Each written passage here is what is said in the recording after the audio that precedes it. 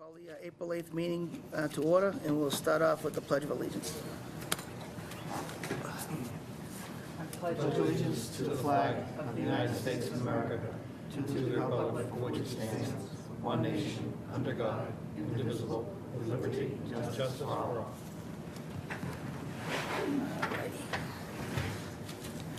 First order of business is the approval of minutes for March 11th. I read them and reviewed them, and motion to accept.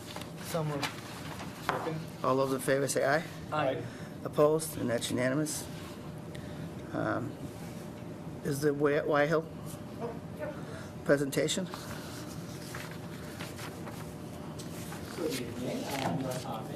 Program Director for the Trustees of Reservations, and it's been about, I think, 8 years since we brought this issue before the CONSCOM previously. We're doing ongoing management at Warrior Hill, particularly prescribed fire, and so tonight, I see you've got the map up already.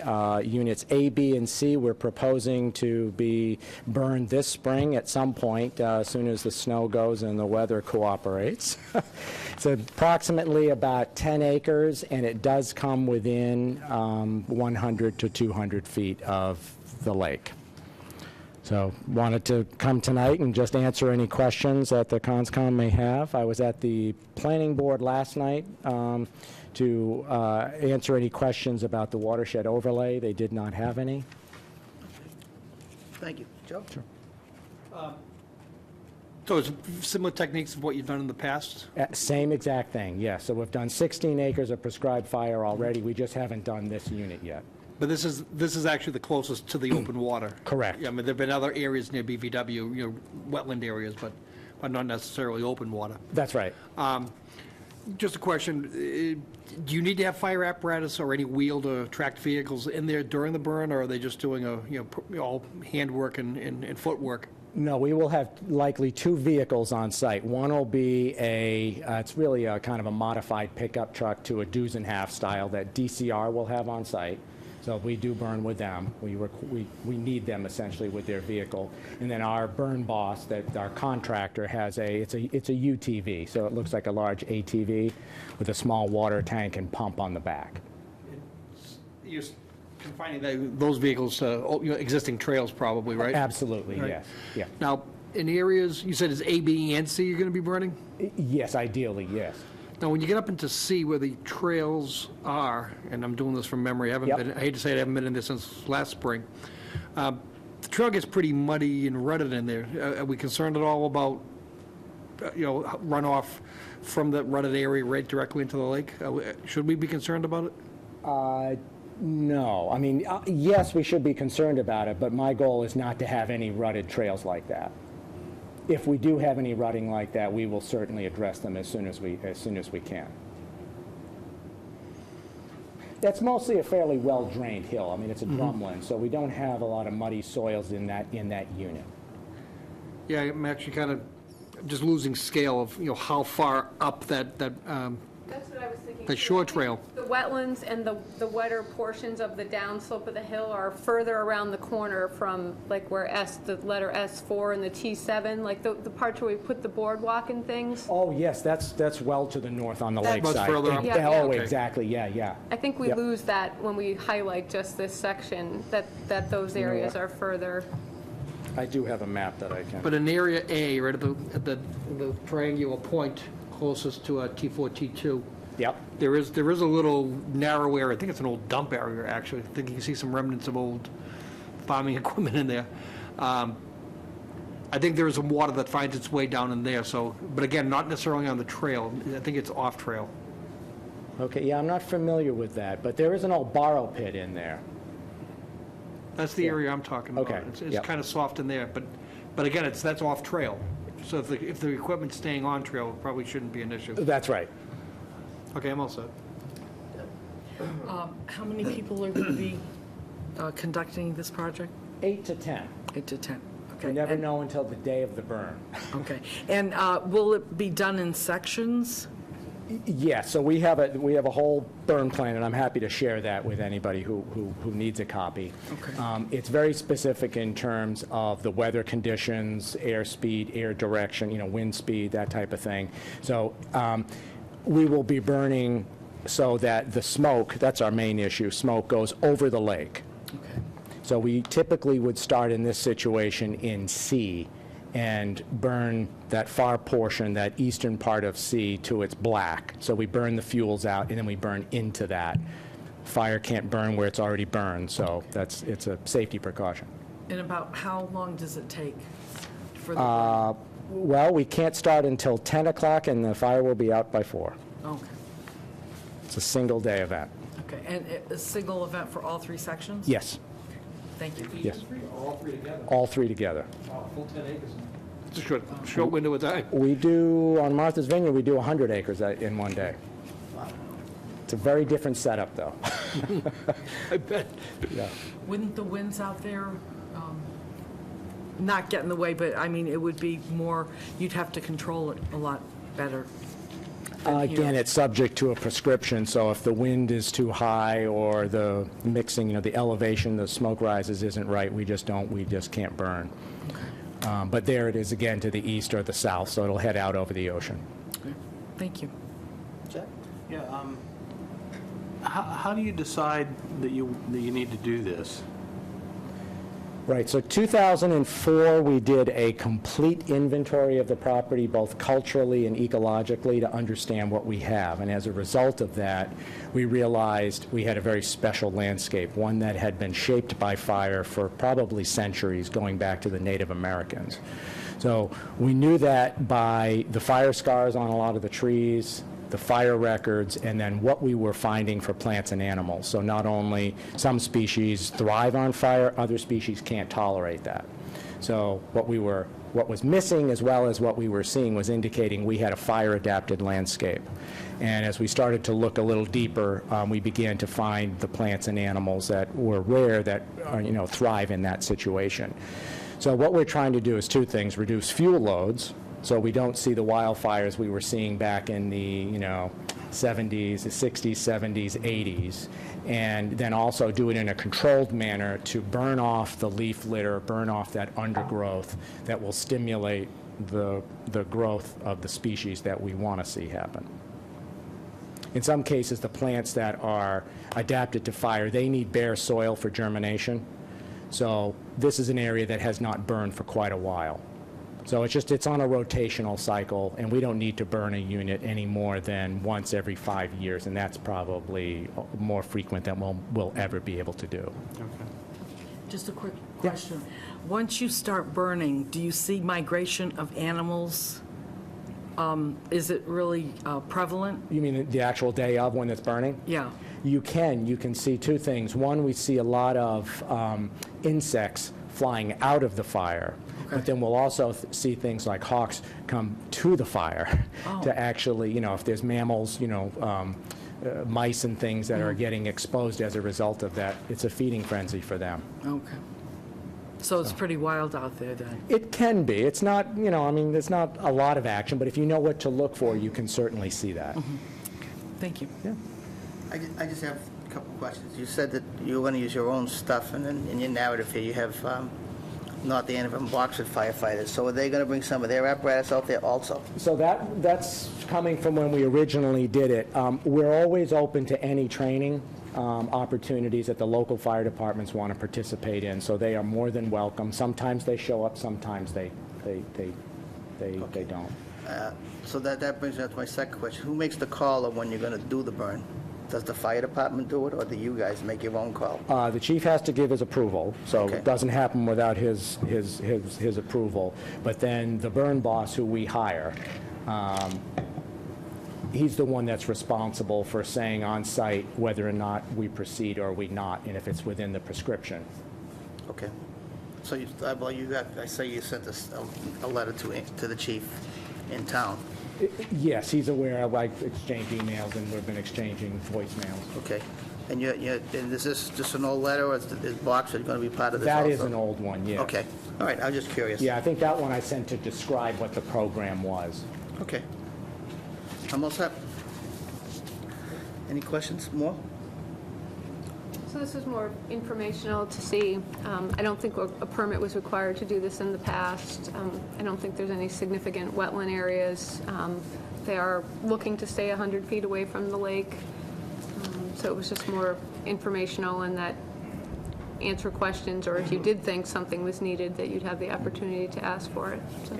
If I can just add to that, I did include on here, if we needed to stay 100 feet away, preferably we'd like to burn to the actual trail, which is functioning as a fire break right now. Wide, it has no leaves on it even, it's just bare ground. But if that was an issue, we can certainly back up 100 feet. I mean, I've seen the results of other burns up there, and my initial concern before you did the first burn was you denuded, the surface Yes. right down to bare soil, and I would be concerned with erosion, but I was more surprised to see that it doesn't. No. Keeps the root matter behind, it really keeps like almost a mulch behind it, and it does self-stabilize, it seems. So Absolutely. There's more disturbance if you drive over it, for example. And like you say, if you left a rut or something like that, that would channel water. You don't see that with the burn. Our packet says Boston Hill and Ward Hill as well. Is it He just separate? provided the previous burn areas that have been done. I mean, I think I was here when they burned Boston Hill, so that's been in the last 6-7 years. Right. I didn't include Boston Hill because there were no wetlands issues with it. Okay. But it's the same exact process. Actually, TTOR holds the conservation restriction on Boston Hill, right? No, they're not, they're burning on their own land, Right. not on the Boston Hill Not, restriction. okay, not on our CRPs, but. Right. All right, on their own, got On it. their own piece. So that would be hard to do because it's the north side. There's a big building there now. Yes, that not only, Although I think we would love for that to happen. All right, the only thing I asked, when you're doing it, if you could notify the office. oh, sure, you mean the actual day of? Yes. Oh, sure, All right, yep, thank you. happy to do that. We all set? Okay, Great, thank you very much. thank you. Thanks, Russ. There you go. Right there. Next one is small project. NACC number 139 Stevens Pond Beach. So this proposal is a combination of DPW and TTOR, looking to connect the property where we allowed a boardwalk last year, a new piece that TTOR acquired from the Stevens properties, would come down right until the, sort of as you look at the plan, the left portion of that red trail, and proceed, across the parking lot and hook up with the trail that leads out to the hatch. Currently, there's a fence along the edge of the road, which would prohibit people from walking along the edge of the road. So the proposal is to move that fence in 10 feet? At maximum is probably 10 feet. We're through the cross-country section,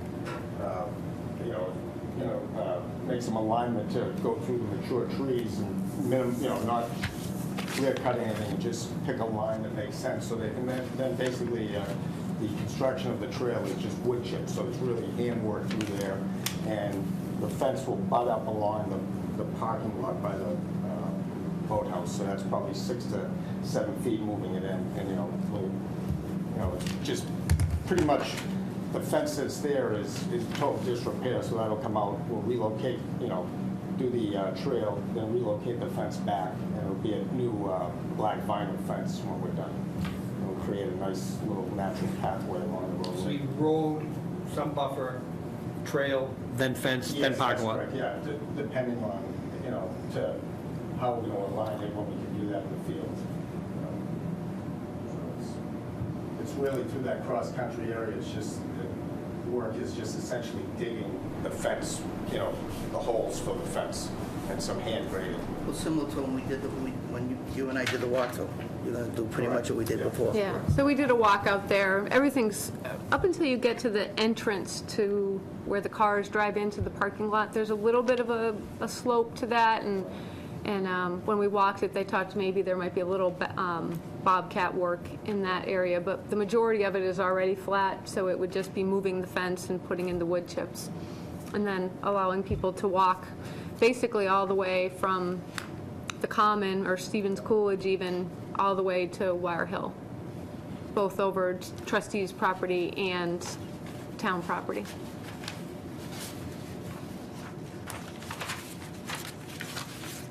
Any questions, Joe? None. Al? Deb? I've been advocating for this for a while. I'm significantly in favor of it. I think it makes so much sense, especially with the connectivity from the Stevens Coolidge place all the way down, across the Common, down the hill, and to the Wire Hill. I think there's some trees, though. Do you need to take down some trees along the way? Through the cross-country section, we can start out on an angle with the point where the gate comes down, the existing gate that TTOR put in.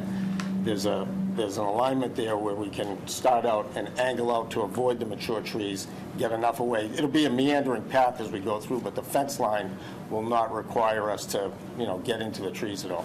Right. Yeah, so we can, it's going to be a couple of angle points coming in and out, but there'll be plenty of room to, have trail through there. Yeah. No mature trees to be removed. Nope. Beautiful. No, I'm all set. I'm all set. Motion? So this would be a approve as a J and to start. L? I think it's oh, right, because we have revised regs. Revised it. We expanded them. Did they use the right form? They did use the right form. Yeah. Wow, They did. Yeah. I listed it as a J. So I move that we consider the project to be a small project type L under the regulations. Second. All those in favor say aye. Aye. Deb, Jack, pick one. Opposed? And that's unanimous. Thanks, Joe. And then approve the project as proposed with possible erosion control. We'll kind of field determine that, and then pre and post. That was going to be my motion, was with pre and post, and if erosion controls are necessary, it'll be upon the pre-construction inspection. Second. All those in favor say aye. Aye. Opposed? And that's unanimous. Thank you. Okay, next one is NACC number 140, 92 Andover Street.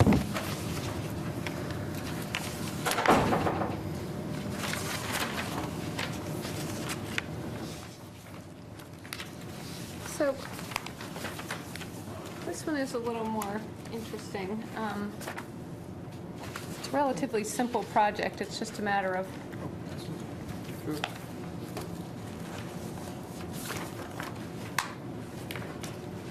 sorry, there's only one of those. I thought we would have copies. Do you have one of these by any chance? No, I don't have Make one sure, of those. make sure,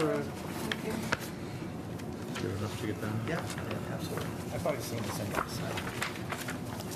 So before they present their project, I'll just preface what I found in the field. And there was a wetland line put out there last winter, which we haven't been able to see until just this week. When I went out, and you'll see in the one set of photos, the flags were kind of floating. So they're a little in of where they should be. And so if you look at the plan, the 50-foot isn't where the 50-foot belongs. The 50-foot would probably be at least 5 feet closer to the house. That being said, and I'm sure they're going to explain to you, this is work over an existing structure, so I'll let them go from there. Evening, I'm Bill Zanoni, the contractor doing this small job for Ann and Mike Delaney, the owners. And yes, it's an existing porch that is under the shed side of the roof, so they get pummeled when they're in the rain going in and out of the house and they want a roof over it. So we're looking to construct a roof to be roughly the same dimensions as the existing deck, and we don't expect it to change any permeability or the footprint of the deck, and so that's what we're asking to see if you can approve of us doing this project tonight. Joe? Even with the movement of the line because of where the water actually is, I mean, there's a driveway separating the house from the wetland area, and there is already a structure there, the porch, you know, the stairway and the porch. That's right. Are you reconstructing the porch as well, or is it just the posts and the roof over the existing porch? The only reconstruction of the porch would be to probably replace the 2 existing support posts upon the footings in order to put a longer post to support the roof. There are So 2. no excavating, no No, new we're foundation? going to use no- the existing footing. We're going to leave the existing pad under there as it is. We're just looking to put a roof over the deck with the same dimensions, roughly 6 by 4. If there was a project, the small project regs were ever written for, it was one like this. Can't get smaller than this. I'm all set. I just like that it's, the new structure is going to be within the existing footprint, so I'm all set.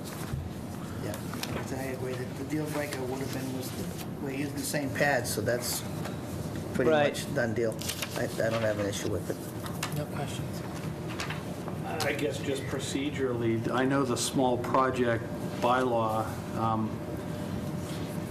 it excludes all projects that require a waiver, or, you know, any kind of a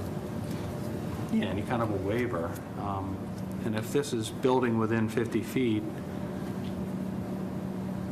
it kind of technically sounds like a waiver.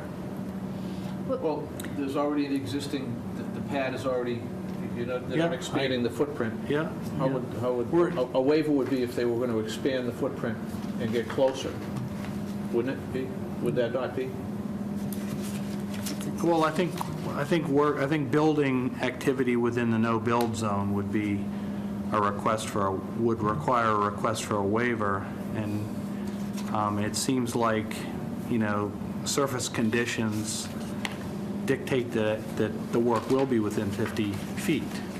So we have one So we're precedent. kind of setting a precedent. Well, we have one precedent setting, and this came up last year, where someone had a stone retaining wall along their driveway that was existing, had been permitted that way and allowed to be built that way, and they came in to rebuild it within the 50-foot and the wall, and we said it was lawfully existing, it wasn't a violation, so therefore it didn't require any waiver. And I guess I would say the same thing about this. I printed photos from the 1990s. There's no filings for this particular structure. So technically, what's there is lawfully permitted. They don't really require a waiver. I mean, they're covering, so maybe they're creating some additional impervious area, but the structure itself is lawfully located. And they're not looking to But I don't- expand it or increase it. I don't even agree that they're creating new pervious not. area. They're not. They have a 4x6 structure Right, there now deck. that's already impervious. Well, we sometimes look when people enclose or roof structures, like decks especially, but they're not even enclosing it. I mean, the rain can Shutting the still get... water right into the same area. Yeah, this is, I'm just trying to be consistent. Yeah. Was that rebuilding of the retaining wall done under a small project? Yes. Yes. I can't deny this one then. I'm all set. Motion? So we got to be careful, because we do have 2 different forms that they're using. We're kind of in the cusp of the 2 different forms. So first motion is that we consider the application to be a small project type J under the old regulation form. Second. Oh, did they use the... This one, yeah. Yeah, we just posted them, like, today. So until we clear the house of the old ones, we'll distinguish one versus the other. Second. All those in favor say aye. Aye. Opposed? And that's unanimous. so the, I'm sure we even need any conditions. So I move that we approve the project. As proposed. As proposed. As proposed, yeah. Second. All those in favor say aye. Aye. Opposed? And that's unanimous. But you still keep the same conditions, still go on anyways, right? You can call us for a post-construction when everything's done, just so we can take a look. Okay. Yeah, I'm sure you assume we're pulling a permit as we are, so we'll be getting an inspection for that. Now, you're going to have a structural engineer for this project? We're calling in someone from a large firm in Boston. Just to be clear, you said you can get an inspection, that's from the building department, but what we just asked for is when Yes. you're finished, you also let Jen know. And we'll so do the we can same. a post-construction inspection. Of course, yeah, I did understand that. Okay. And we will sweep up the sawdust when we're done, too. Thank you. So thank you to the board, and thank you, Jennifer. Next order of business. I take it Royal Crest is continuing? Royal Crest, yes, he did get in touch with me. Okay. He's continuing. So, yeah, we'll do He wants till May 13th, though. May 13th. Right, first meeting in May. Second. All right, that's, all those in favor say aye. Aye. Opposed, and that's unanimous. And 242-1635, May So 13th we'll also. continue, first meeting in May. All right. Second. All those in favor say aye. Aye. Opposed, and that's unanimous. 242-1644, 687 Forest Street, request to continue till April 22nd. So moved. Second? All those in favor say aye. Aye. Opposed, and that's unanimous. Next one is 242-1643, 674 Turnpike Street, request to continue to 422. So moved. Second? All those in favor say aye. Aye. Opposed, and that's unanimous. And D'Angelo, I take is continuing also? Yeah, he offered to have me come out there today, but that was kind of a little too late. Aye.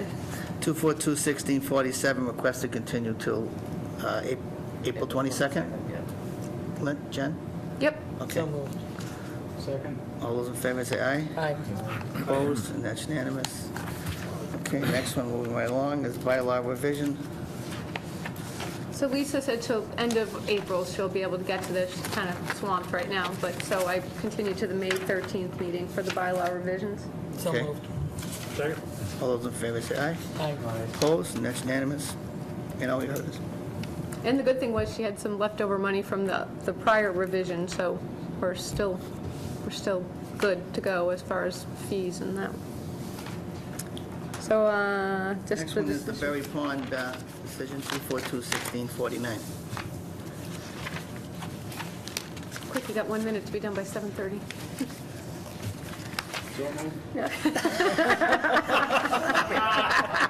Second. Oh, we're not there yet. Well done. Well played. I don't think there's too much. You don't have anything highlighted here, so I think this must be Yeah, it's pretty, cut and dry. $1,000 on the bonds. I mean, they're digging up sand, putting back sand. I don't really think they're Did we gonna. add the terra tubes? This is the beach, right? Piece of it, Yeah. remember we talked about the terra tubes? Because when they're digging out 6 inches, they're gonna be that slop line right at the water line? Yeah, so they're proposing a minimum 12-inch filter sock at the limit of the They excavation. were showing that, but I think we talked That's, about it. yeah, so it's in the order. Okay, good. Above the high water line, I put. Good. Any questions? Motion? Move that we adopt the order of conditions for 242-1649 as drafted. Second. All those in favor say aye. Aye. Opposed? And that's unanimous. Those two topics of discussion we'll do after we adjourn? Okay. Okay. Motion to adjourn? So moved. Second? All those in favor say aye. Aye. Opposed? And that's unanimous.